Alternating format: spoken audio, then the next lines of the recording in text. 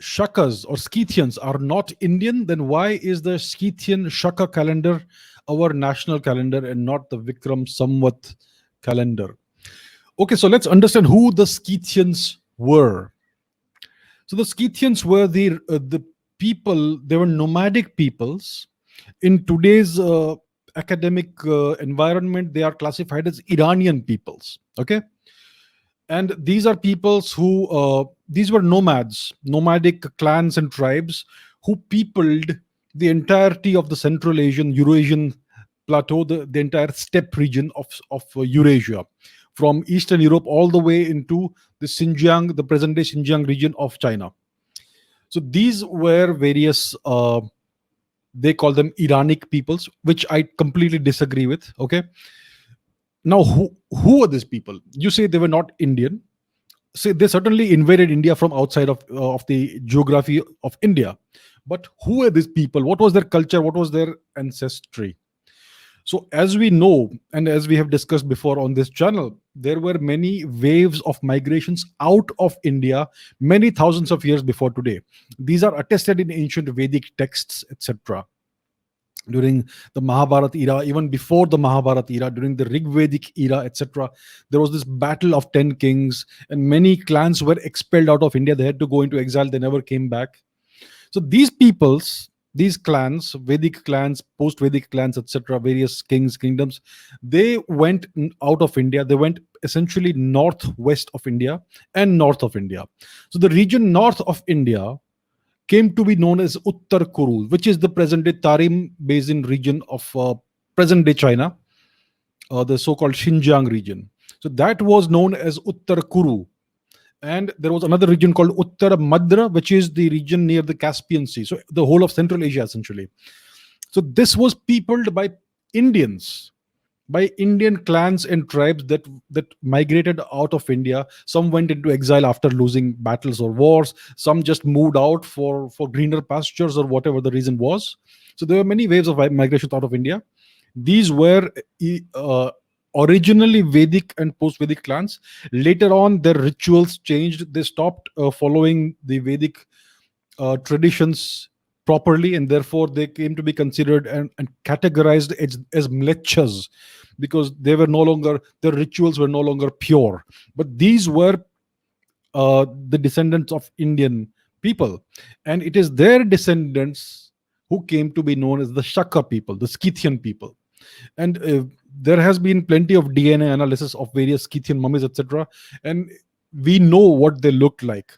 In popular uh, in popular art, they are shown as having blue eyes and blonde hair and red hair and white skin. But if you look at their if you actually examine their DNA, and multiple tests have been done, it's very clear what they look like. They had light brown skin, they had dark hair, and they had brown eyes. So that's what these Scythians looked like. So they were the descendants of ancient Indians, and they invaded India. So it was a circular migration. Ancient Indians went out of India, populated the Eurasian steppe region, and many thousands of years later, they re-invaded India. They re-migrated back into India. So they were, you could say they were not Indians because they came from beyond India's geographical domain, but they were the descendants of Indians.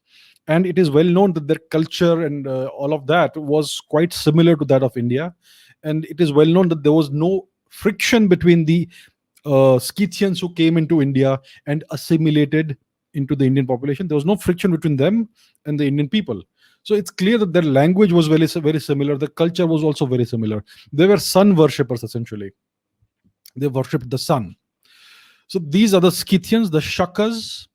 Now, there are two, like you said, there are two calendars. Actually, there were multiple calendars in ancient India.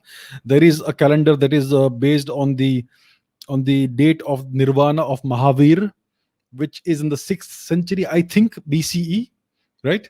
So there's a calendar based on that.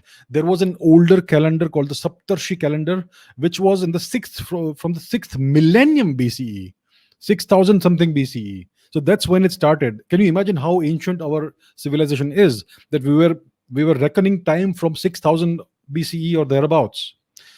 And then we had these two calendars, the Shaka calendar and the Vikram Samvat calendar. So I think the Vikram Samvat calendar is, when was it? It was somewhere, the Vikram era begins, I think, in 57 BCE. So the story is that the great Emperor Vikramaditya of Ujjain was able to defeat invading Scythians, invading Shaka people. He was able to defeat them and repulse their invasion. And this was commemorated by the starting of this new Vikram Samvat era in, I think, 57 BCE. So that is the Vikram Samvat calendar, the Vikram Samvat era.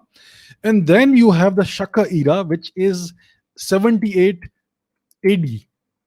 So it's more than a century. It starts more than a century after the Vikram Samvat era. And it essentially it marks the coming to power of the Scythian king Chashtana, who was a king of the Western Kshatrapas. His domain was, I think, also Ujjain, if I'm not mistaken. But his kingdom, he had a large kingdom. It was in Western India. The Western Kshatrapa dynasty was, he was one of the major kings of this particular dynasty. So his coming to power happened, I think, in 78 AD, and that is the beginning of the Shaka era, the Scythian calendar. And this was what was adopted in India after this time. The Shaka calendar is also adopted. It was also used to a great extent in Southeast Asia, in Indonesia, Bali, and various other parts. The Champa kingdom, the Funan kingdom, um, and maybe even in the Philippines. So it was a very widespread calendar. Now, why was this calendar taken as the national calendar instead of the Vikram Samvat? I don't really know. Maybe there's some political reason or what it was. Maybe, you know how the Nehruvian regime was, right? They like to glorify invaders, and they maybe consider the Scythians as invaders, even though they were like not really very different from Indians. They did not impose a foreign culture on India. They assimilated harmoniously into Indian culture. But whatever is the reason, the Scythian calendar, the Shaka calendar, was adopted as India's national calendar, even though many Indians, many Hindus still reckon time based on the Vikram Samvat era. So I think in India's official communications in the Ministry of Foreign Affairs and various ministries, there are two dates given in each communique. One is this the Christian date, and one is the Shaka date based on the Shaka calendar. Maybe we should introduce the third one, the Vikram Samvat calendar as well. Uh, so it makes sense to have a national calendar that is based in our own traditions. So that's what it is. That's the Shaka calendar. So that's the answer in brief.